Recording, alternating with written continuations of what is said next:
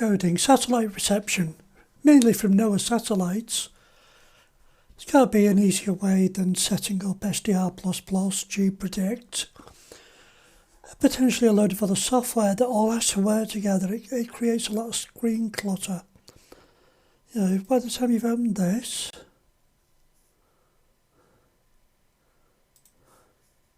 and got that going,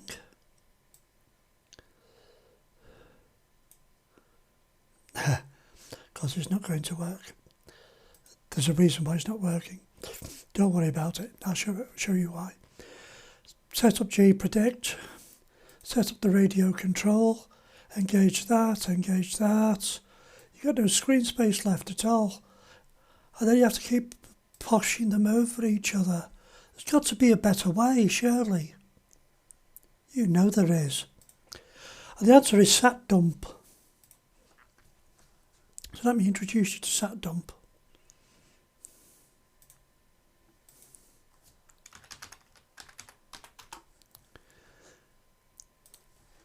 This is a product that was introduced to me unofficially by a lady on a Facebook group. And here she is, Kimberly. She always gets really good results. So she let it out of the bag that she was using Satdump. And there's a few more people in this group, and she's not the only one. But I've been following Kimberly for quite a while. Satdump. So I looked it up. And as much as there's a lot of information on the website, there's quite a few YouTube videos about it as well. Most of which I got very annoyed with because they weren't narrated. They didn't tell you what the intention was of any of the actions. They're clicking. They're not telling you why they're clicking. What effect does it have? Why should I do that? Do I need to do that? So I thought I could do a better video. So let's assume at this stage, and you could do it in Windows if you want to, but I built a Linux 21 installation on a VM. Nothing special about it, I just changed the background to suit my personal taste. And I installed Satdump. Now, I did have some problems, and in the initial thing, I downloaded it from here. The nice thing about Satdump is there's Windows versions, macOS versions, Linux versions and Android. They have nightly releases if you want to run the latest and greatest. They've got Ubuntu versions. Now, I may have downloaded the wrong one initially and I had to recompile it. But you should be able to download the right one and get it working. Of course, you could do it with Ubuntu if you prefer. So I got it installed. And that's when my troubles began. It's a beautiful program. Now, it's got very similar controls to SDR++. Don't know if the same developers have worked on it. Just to give you a very quick sample of how powerful it is, this is the offline processing field. You have to tell it what type of decoding you want. And all my work is currently NOAA APT. If I select a file, and I'm going to select a really bad one because I don't want to sit here all day while it decodes it. And then select an output directory, and I'll just select the downloads folder because I don't care. I'm just going to give you a very, very quick demo. The input level is audio WAV. These buttons really need to be made bigger and more colourful. So it's going to go through, and these will not be good images. I'm not going to show you a good pass yet, but don't worry about it, it will happen in time. Hopefully it's 6 o'clock tonight. So it goes through, and you think nothing's happening. Probably because nothing's happening. I may have done it in the wrong mode. Whenever you demonstrate something, it usually fails.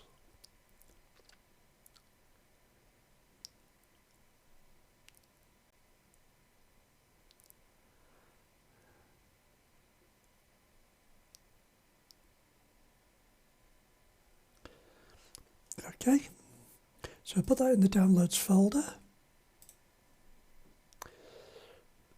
Still going. I'm going to wait until it's finished, just then you know this is genuine. It does take a while because it generates every possible image from it.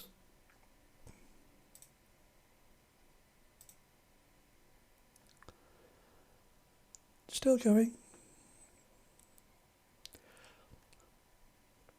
But it's doing all the work for me is the point. I'm not setting anything up.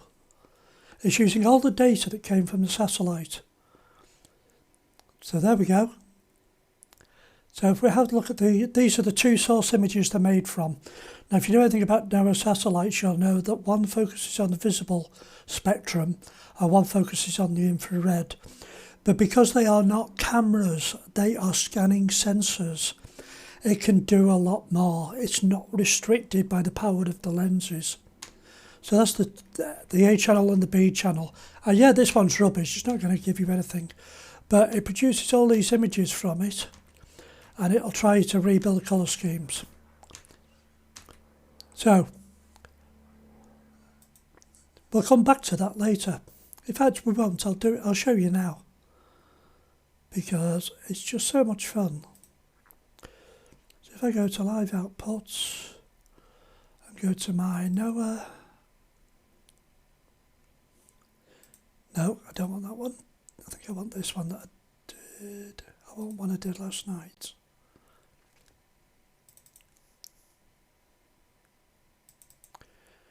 Now there's more than one setting here because I may have run it twice. So this is, I can't remember which satellite, I think it's NOAA 15. And I started the recording manually, which you don't need to do. So hence all this noise at both ends. But you can see the outline of the United Kingdom there. This is the A channel. That's the B channel. And because that's more focused on the infrared, the temperatures are different. But it allows you to get the detail from the clouds. And when it combines the two images, you get this sort of thing. And I'll just go through them quickly. It's put its own map overlays on each image. So with a bit of cropping, that wouldn't be a bad image.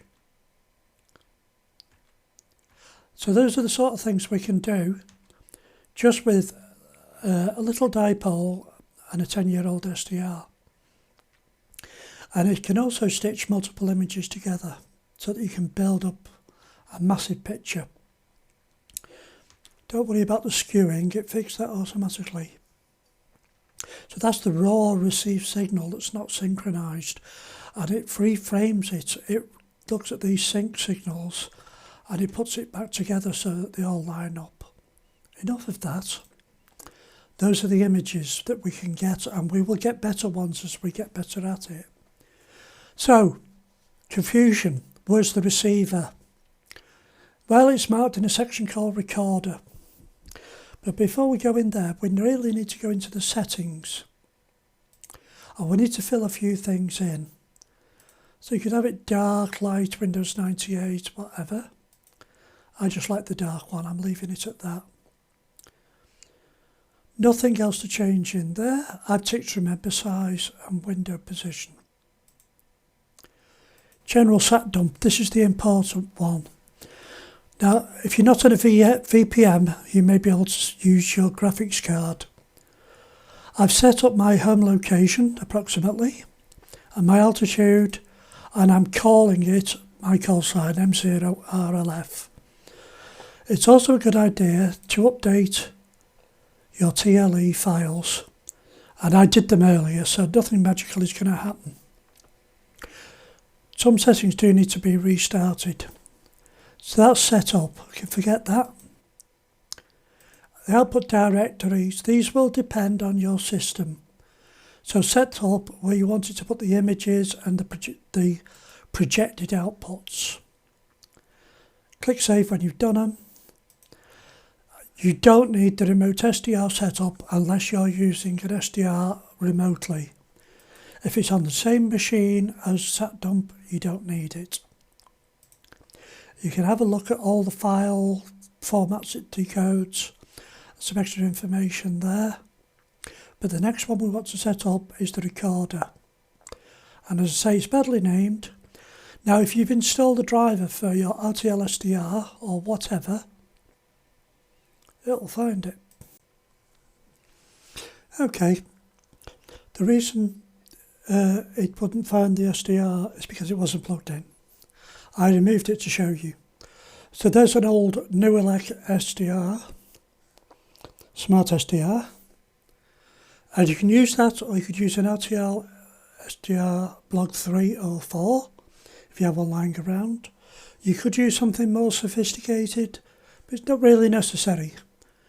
For doing the NOAA satellites, it's a good idea to get a Sawbird NOAA, also made by NewElec. Don't worry about the adapters. It comes without one, it doesn't come without one, but that would depend on your antenna. This is a bandpass filter for 137 MHz and 2 preamplifiers, one on the input and one on the output. This is going to give you between 20 and 30 decibels of gain and cut out everything more than 3 MHz out of the 137 MHz band. You can get other Sawbirds for other bands. Be sure to get the right one, otherwise you will wonder why it won't work. And also, don't try and receive the 2 metre amateur band with it plugged in, because it probably won't. So, having plugged it back in, going to make a liar of me again, aren't you? I love demos. So this time it's recognised it straight away. People recommend that you increase the decimation to 2 points. But select your SDR in the list, assuming you've got the right drivers in. So you can do it over TCP, you can select all these other radios, if that's what you've got. Now this frequency is the manual frequency. I would set the bandwidth to 2 MHz, turn the AGC on, otherwise you'll struggle to pick things up, and you can start it here manually, and there we go. And if anything appears here, it's my local repeater.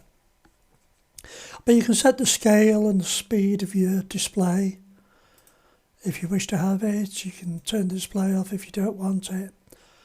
You can play around with those. That's good. That's number one setup device. There's a few. Don't worry about the FFT. As I say, that's just for your waterfalls. It doesn't really affect the reception. It affects how you see it. Processing. This one is less important than you think. If you're doing manual processing, you need to enter NOAA APT.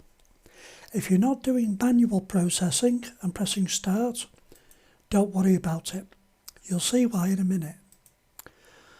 The recordings, the same. If you're doing manual recordings, you can record them, process them later. Tracking. As you can see, it's already looking for the next satellite appearing. Now, you likely won't get that when you start, but you can select a satellite from the list. But again, this is for manual operation. What we need to do is to set up the auto tracking. And this was the one I had a real issue to try and work out how to do it. Because it's not obvious or intuitive at a first glance. So what you do is, you select which satellites you're interested in. We're not interested in those two because they don't exist. And as you select them here, they'll appear down here. So if I select another one here, I could then set it up. So for instance, just for the sake of argument, if I selected NOAA 20, it would appear here, and then I'd have to select NOAA for the decoding type. And then I'd have to select the right frequency. Now I know that one doesn't exist, so I'm not going to do it.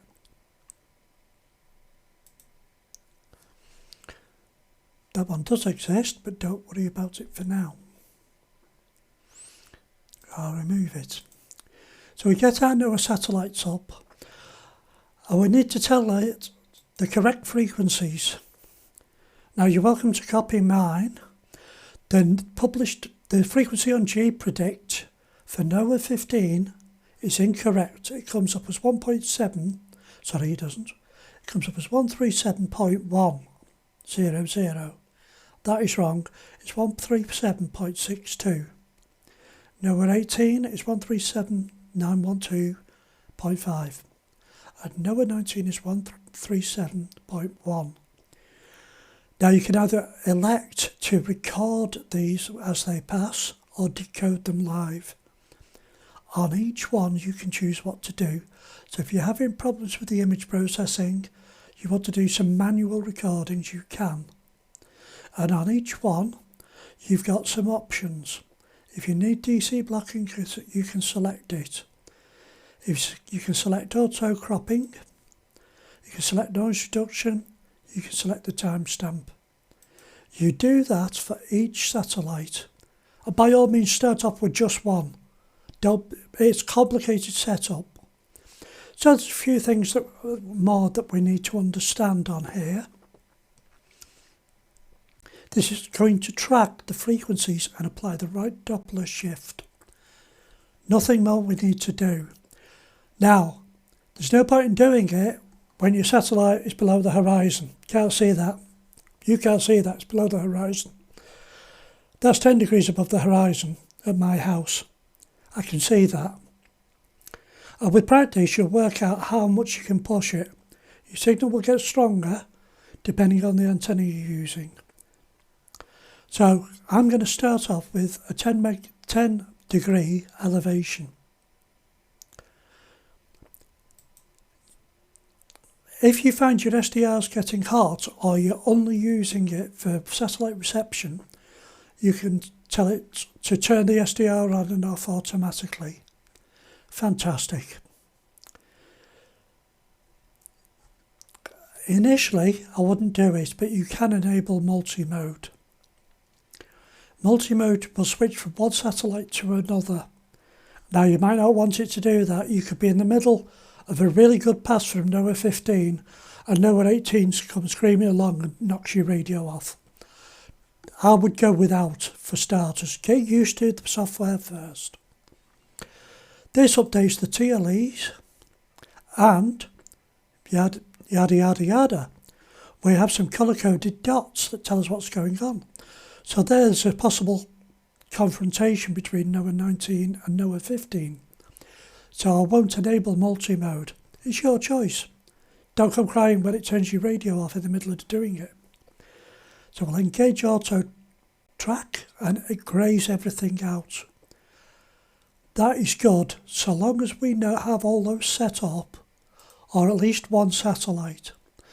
We don't need to turn it on. We need to see that this has gone to yes and it will do the rest for us.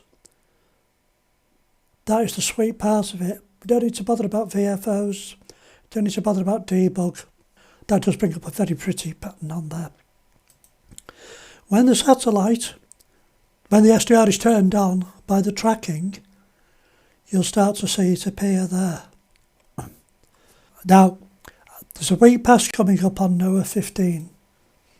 So I'm just going to show that to you.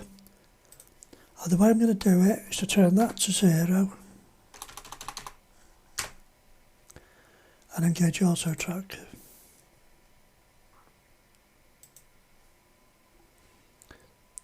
So when that comes above 0, above 8, it will turn it on. If I wanted to do it manually, I could turn the auto track off and I'd have to tune it manually. So it's NOAA 15 on 137.620. We then have to go here, turn the radio on, go to 137. You can scroll it, but it's a little bit tedious. So in 5 minutes we'll come back and have a look at that, but This will allow you to check your reception manually. So make sure your LNA gain is on, your AGC is turned on. Oh, actually you've got two controls there, that's interesting. But that's your basics. And then of course you can start a recording manually, you can process it manually, you can do all that stuff. And that's got the basics set up. And I'm going to show you a pass I recorded earlier, and hopefully show you a better one at 6 o'clock tonight, when the elevation will be a lot higher. That is your basic setup. Once it's done some recordings, you can view them in the viewer. So that is Satdump. That's the setting up of it. It took me 2 days to work out how to do this. I say 2 days, not took me 2 full days, but a couple of hours each day for a couple of days.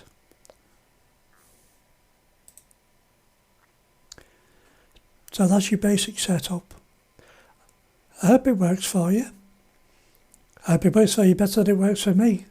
I still have to do a lot of messing around with the aerial, and that is normal. So get your NOAAs working. Once you get your NOAA satellites working, time to then look at meteor satellites. And if you're not in England, if you're in other parts of the world, you may find a GOES satellite. They are geostationary and don't cover the United Kingdom, but they are digital. Now normally you would require several pieces of software to make them work. I believe this can do it.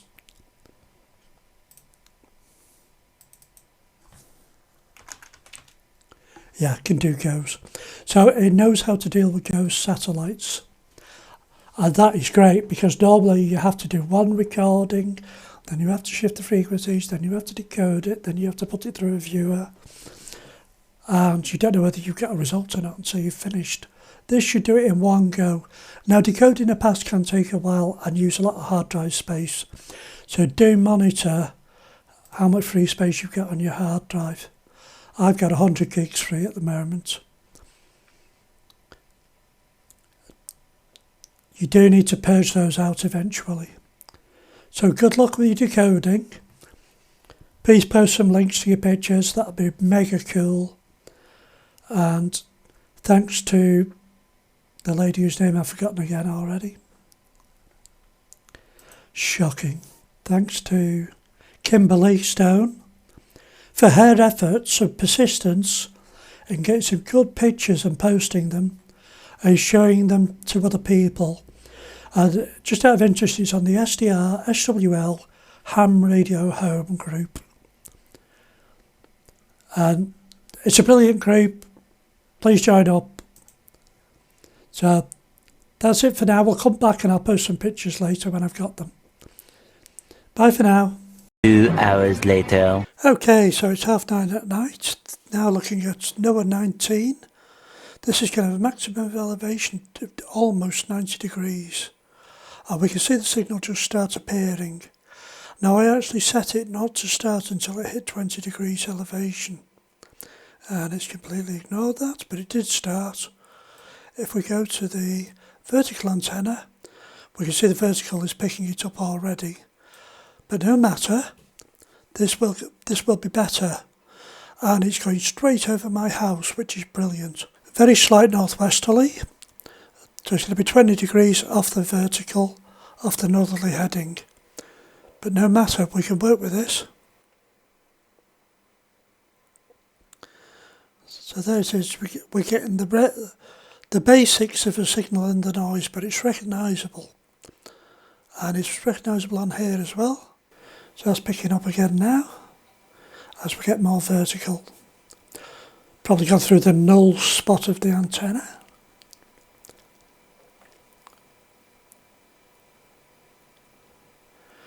Obviously a dipole's pretty simple and not ideal for circular polarised signals. But there you go, we have to start somewhere.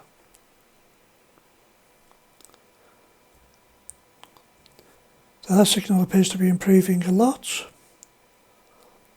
Getting quite clearly deformed, quite clearly formed rows on that. So now, if we go to our viewer, it may take it a minute to come up.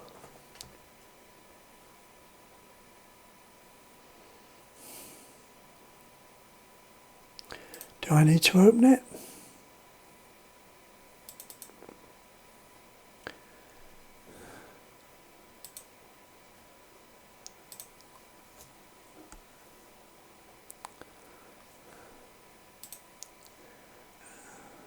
It's doing it, it's doing it. I don't need to do anything. Wow. Okay, appears to have finished. So, there's the A channel. And it has cropped a bit off the top and the bottom by the look of it, which is fine. There's the B channel. And so on and so forth. And we're upside down again. So yeah, you really need to turn these the right way up to make sense of them. I won't do it for now because it will be inconsistent. So the UK's in the middle, just facing the wrong way up. So here's some artificial colour that it's worked out. Because it can guess from the temperatures and other characteristics what is land and what is sea.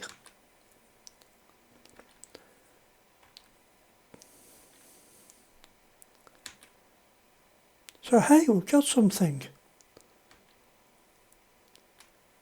Need more practice, need to play with the antenna, get things better. These are the raw images at the end. And there's the path that we covered. I was literally straight over my house.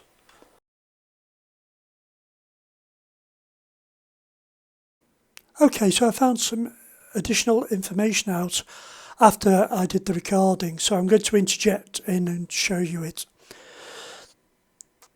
To load a set of data, after you've made a recording, you can go to Live Output, select the satellite you want, and select the dataset JSON file. It will then load the whole thing, and yeah, I've got it in twice here. So having got into that, you can then apply all manner of things into each image. So you can get a lot more of the data out of these, and you can do it for each individual image. So these are the basic ones that it gets it from. And you can enhance those, you can rotate them, and it appears to apply it across the whole set. So if I do that there, and do it on B, B is now the right way up, the UK is there, I think. It's hard to tell looking through this. But it will then work it onto each of these images. So you've got channel 3B, channel 4, channel A, channel B, and you can then save the updated version. You can then apply different things. I haven't figured all this out yet, but I thought you'd like to see it. So yeah, that's applying colour on it. We can see the UK's the right way up there. And this is the important thing, is that you can add these features on after the event, which is wonderful. And it should apply it to the whole set of images. There is quite a delay after you press stuff, so be patient with it.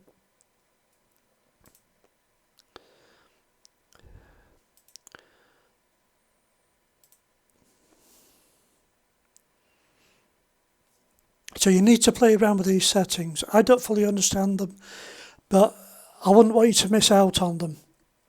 It's going to help you to get all this work done. It's going to help you to make the best of the images that you've got. You can enhance them. You can do an awful lot of things with the images. Yeah, it does take a while to apply each effect. But there you go, you could even despeckle it. And the more things you apply, the longer it's going to take, because it's applying it to the whole sequence of images, not just to that one. And then again, you can click apply.